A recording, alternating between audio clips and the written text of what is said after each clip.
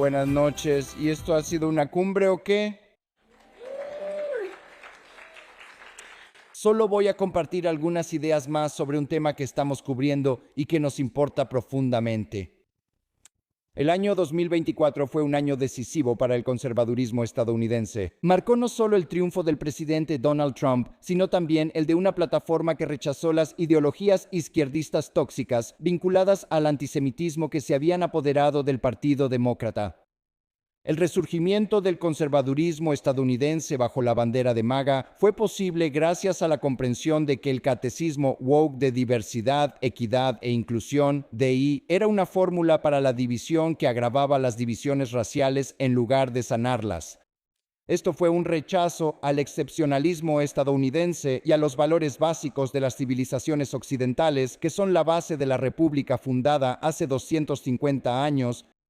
Por lo tanto, estaba claro que la guerra que los progresistas estaban librando contra Occidente a través de su larga marcha por las instituciones de la educación y la cultura estadounidenses estaba destruyendo el tejido de la vida estadounidense. Y nadie sabía esto mejor que los judíos estadounidenses, o al menos aquellos que no estaban tan cegados por la ideología y el partidismo como para estar dispuestos a reconocer la realidad. Los liberales habían repetido interminablemente la mentira de que Trump había llamado a los nazis que marcharon en Charlottesville en agosto de 2017 gente muy buena. Pero tras el asalto palestino-árabe liderado por Hamás contra Israel el 7 de octubre de 2023, la peor masacre de judíos desde el Holocausto, la izquierda estadounidense abrazó ese día de atrocidades e inmediatamente se puso del lado de los asesinos y no de las víctimas judías. En los años desde entonces, literalmente hemos visto miles de situaciones tipo Charlottesville, manifestaciones antisemitas dirigidas contra judíos por partidarios de estos nazis árabes palestinos modernos, quienes coreaban por el genocidio de los judíos y el terrorismo contra los judíos donde quiera que vivieran.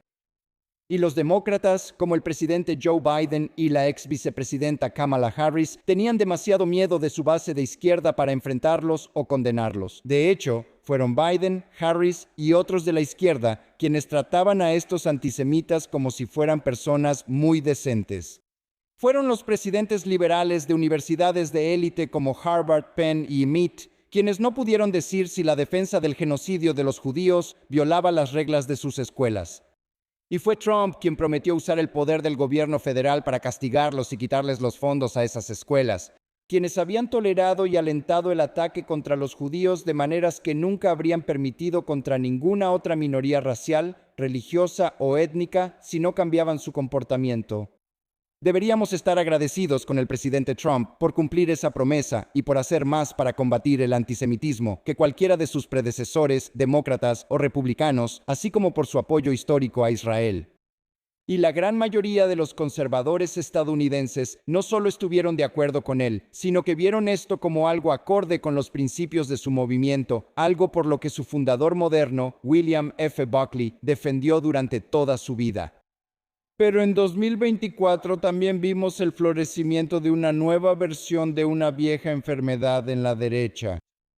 Mientras que los funcionarios republicanos eran abrumadoramente pro-Israel y amigables con los intereses de la comunidad judía, podcasters como Tucker Carlson y otros como la aún más loca Candace Owens y el neo-nazi groyper Nick Fuentes estaban construyendo nuevas y grandes audiencias de jóvenes que ya habían sido empapados en el odio hacia los judíos fomentado por educadores de izquierda.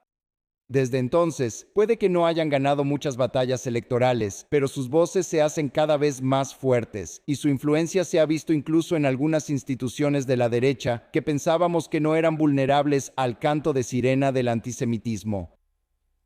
Estos antisemitas de derecha no son muy diferentes de sus contrapartes de izquierda en su rechazo a la herencia judeocristiana.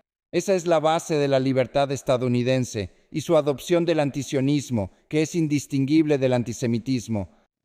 De hecho, las diatribas de Carlson contra Israel y los judíos son similares a las mentiras y calumnias que escuchamos de personas como Zora Mamdani y el New York Times. Es la teoría de la herradura en su peor expresión. Aún así, han sido condenados y marginados, al menos de palabra del movimiento MAGA de Trump, por el propio presidente. Y el Partido Republicano y los votantes republicanos han castigado a los antisemitas de derecha. Por eso Marjorie Taylor Greene no se postuló para la reelección y por eso Thomas Massie será enviado de regreso a su granja en Kentucky el próximo enero. Todavía son una minoría en la derecha, pero sería irresponsable negar que su influencia está creciendo. Y eso es algo que se ha convertido en un problema aún mayor desde el asesinato de Charlie Kirk, quien era amigo de Israel y del pueblo judío. Y cuando, en la reunión de su grupo Turning Point Estados Unidos el pasado diciembre, se debatió el nuevo antisemitismo que Carlson está normalizando, tristemente fue el vicepresidente Joe D. Vance quien dijo que no elegiría entre quienes se oponen al odio contra los judíos, como Ben Shapiro, y quienes, como Carlson, buscan normalizarlo y hacerlo común. En ese momento, se hizo evidente que su neutralidad inmoral sobre el tema estaba creando una crisis para el conservadurismo estadounidense. Y esa crisis solo ha empeorado en los últimos 6 meses, ya que algunos en la derecha se han opuesto a la guerra contra el régimen terrorista islamista antiestadounidense en Irán. Y han intentado culpar falsamente a Israel, a los judíos estadounidenses e incluso a los cristianos evangélicos que apoyan a Israel por la participación de Estados Unidos en esa guerra. Lamentablemente, los comentarios de la Casa Blanca y especialmente de Vance sobre Israel y la guerra en las últimas semanas no solo son irresponsables, solo han alentado el fuerte y creciente antisemitismo de la derecha.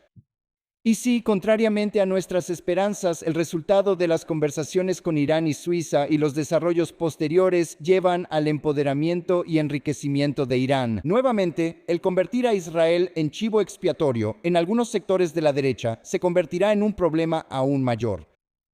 La decisión que enfrentan ahora los conservadores no es solo lo que piensan sobre la guerra para defender a Occidente de la alianza rojo-verde de marxistas e islamistas, o si un nuevo apaciguamiento de Irán es una buena idea.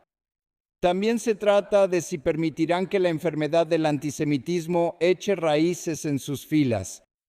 No debe haber duda de que, aunque el antisemitismo en la izquierda es el problema más grande hoy en día, el no enfrentar, condenar y anatematizar a quienes son abiertamente antisemitas, como Carlson y Owens, o aquellos que los justifican y defienden, como Megyn Kelly, no solo socavarán la coalición conservadora que ganó en 2024, sino que también ayudarán al esfuerzo de la izquierda por destruir a Estados Unidos y Occidente y a quienes buscan lograr el genocidio de los judíos en Israel. Los conservadores estadounidenses están librando una batalla por el alma de su movimiento que, tristemente, los liberales estadounidenses quizá ya hayan perdido. Los argumentos a favor de esta tendencia impactante parecen consistir en un deseo tonto de inclusión o, y aquí me refiero de nuevo a J.D. Vance, una negativa a condenar a viejos amigos y una disposición a insultar y convertir en chivos expiatorios a los aliados israelíes. Pero si los conservadores no marcan también una línea roja, como lo hizo William Buckley en los años 60 y 90, y expulsan a los antisemitas y antisionistas de su movimiento, el costo no solo lo pagarán los judíos. Lo pagará todo aquel que entienda que Occidente está luchando por su vida contra estos ideólogos tóxicos. Como lo hemos hecho durante los últimos años, en JNS no dudaremos en condenar el antisemitismo de la derecha donde sea que se encuentre, así como lo hacemos con la izquierda. Nos opondremos a una nueva política de apaciguamiento hacia Irán, si es que eso es lo que realmente estamos viendo desarrollarse, con todo el vigor que dedicamos a oponernos a la versión anterior. Y dado el hecho de que, a todos los efectos, la izquierda ya puede haberse convertido en una causa perdida cuando se trata del odio hacia los judíos, esta batalla por el alma del conservadurismo estadounidense será aún más importante en los próximos años. Eso hace que sea aún más imperativo que no dejemos que nuestra lealtad a los amigos o el partidismo nos impida reconocer este problema y hacer todo lo que podamos para relegar a Tucker y a todos sus amigos y aliados, ya sea en Internet, en podcasts e incluso en altos cargos, al olvido moral y político que tanto merecen.